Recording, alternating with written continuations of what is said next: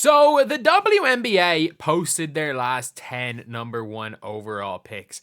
And in this video, we are going to be talking about that. And we are going to be looking to see if all of them were the right pick. Obviously, there is one player that stands out here. You have got Olympian, and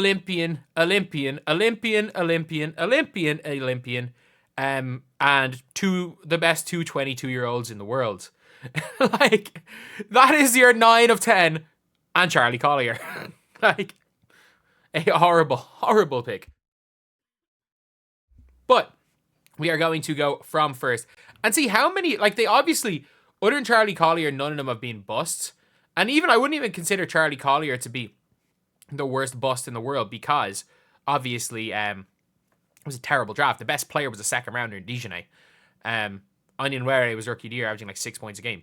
But we're going to look at the 2015 draft, and very clearly, the best player in this draft was Jewel Lloyd. The perfect pick for number 1. They got it right. And it's scary how many times teams got the number 1 pick right in the WNBA draft. And then when it comes to Stewie, it's an obvious one. Like, Mariah Jefferson, and this is the craziest thing as well. It is very common that there are a lot of bad players after number 1. Mariah Jefferson, Morgan Tuck, Rachel Banham, Ariel Powers. Obviously, Stewie, 100 times better. Then, 2017, you have got Kelsey Plum, Elena Coates, Evelyn Arcator, and Alicia Gray. Alicia Gray is a good player.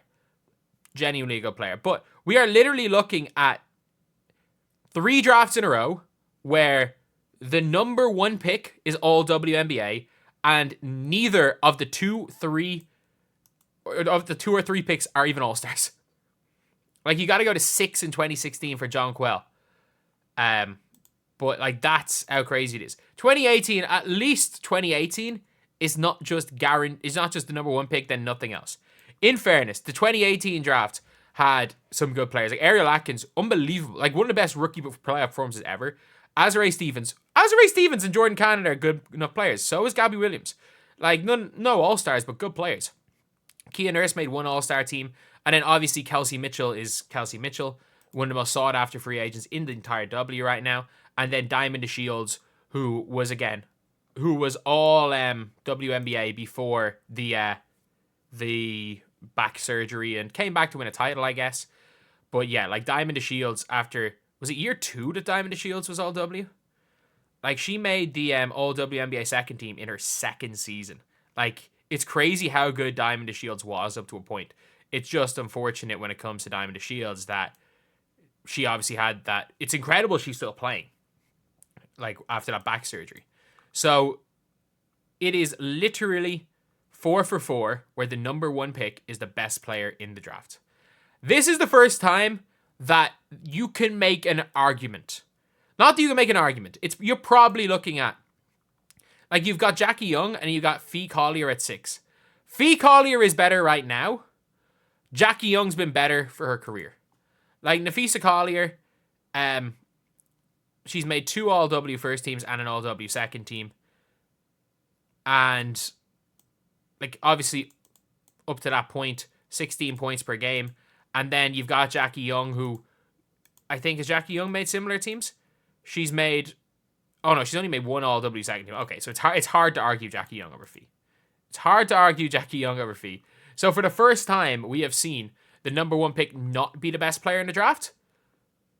But at the same time, the draft literally is Jackie Young, all W, 2, 3, and 4 picks. None of them made an All-Star team. Another draft where it's like the number 1 pick and then a huge fall off. We have seen the 2, 3, and 4 picks not make All-Star teams in 2015, 16, 17, and 19. And then we've got like 5 and 6 picks in some of these years making All-Star teams. And then 2020 is the first time where it's like number 1 and 2, and then there's a big fall off. So 2020 was like, the rookie of the year was Crystal Dangerfield this year. But 2020, the 2 best players are clearly the first 2 picks. You can argue either of those are the best player. Kennedy Carter 4. Actually, to be honest, at her best, you could argue Kennedy Carter. And then there's a huge drop off.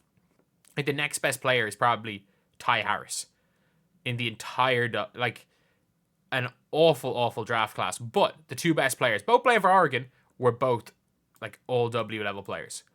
Then in 2021, one of the worst drafts ever. Like, genuinely one of the worst drafts. Charlie Collier, Couillard out of the league. Gondrasek out of the league. Dungy, no idea who she is. Like, Dallas Wings had 3 of the first 5 picks, and none of them are still in the league. Onion Were still in the league. And then, like, Rupert, in fairness, like, Rupert's a baller. Like, she's a baller. She played one season for the Aces, and 1 season for the Dream. Like, she can do a job in the W.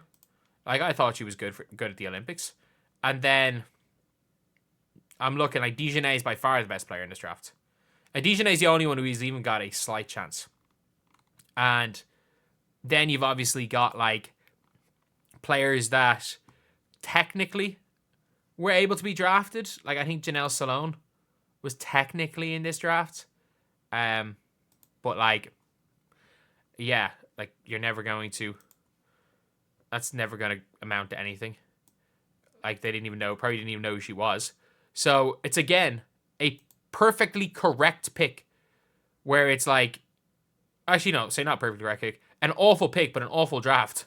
So, it's not really the biggest bust of all time, because they all sucked. And, again, another draft where the only all-star is the number 1 pick. Smith, Shakira Austin, Enxler, Sabally, Lexi Hull. Like, there are no all-stars in this draft other than Ryan Howard. So, and 2023, obviously, is just Aaliyah Boston again. Jordan Horston's the second best player in this draft class. And, to be fair, Maddie Seeger's balled at one stage. But, like, Jordan Horston, where was she drafted? She was drafted 9th. The 9th pick is the second best player in this draft. And then, obviously, Aaliyah Boston. And then, obviously, Caitlin Clark is the correct pick. To be fair, this is a really good draft. But it is scary how often they hit at the number 1 pick. And it's not like, with the WNBA, for people being like, oh, like, they play 4 years in college because they can see them better. But it's scary how much they miss on picks like 2 through 5. WNBA teams at the top of the draft miss more often than not, but they always hit on number 1. They will always hit on number 1. It's the weirdest thing ever. Like, teams regularly hit on like 5, 6 picks. But like the number 2 pick, outside of Kelsey Mitchell and Satu Sabally, the third best number 2 pick is probably Nalissa Smith. Like, I'm not joking with that. She's probably the third best number 2 pick. And she would be the literal worst number 1 pick.